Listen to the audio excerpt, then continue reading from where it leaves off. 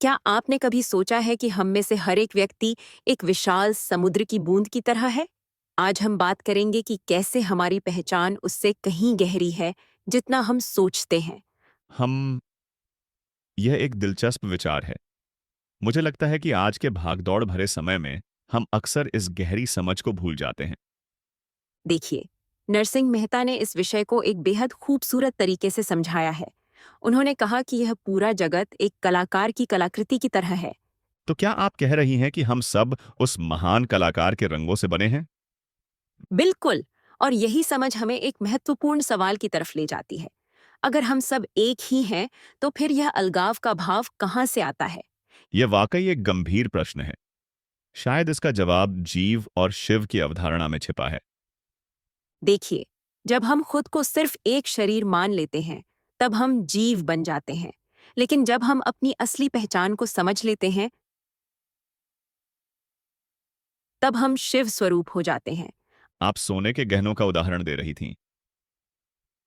वेनाइज़ेगें, वह बहुत प्रभावशाली था। हाँ, जैसे हार, कंगन या कुंडल, सब अलग दिखते हैं, लेकिन हैं सब सोने से ही बने। वैसे ही हम सब एक ही चेतना के विभिन्न रूप हैं। और यही बात पंचमहाभूतों पर भी लागू होती है ना? बिल्कुल। धरती, आकाश, हवा, अग्नि और जल, ये सब उसी एक परम सत्य की अभिव्यक्तियां हैं। जैसे एक बीज में पूरा वृक्ष छिपा होता है। मुझे लगता है कि यह ज्ञान आज के समय में और भी प्रासंगिक हो गया है। सही कहा। आज जब दुनिया इतनी विभाजित दिख रही है, तब यह समझ और भी महत्वपूर्ण हो जाती है कि हम सब एक ही हैं। लेकिन इस ज्ञान को व्यावहारिक जीवन में कैसे उतारा जा सकता है?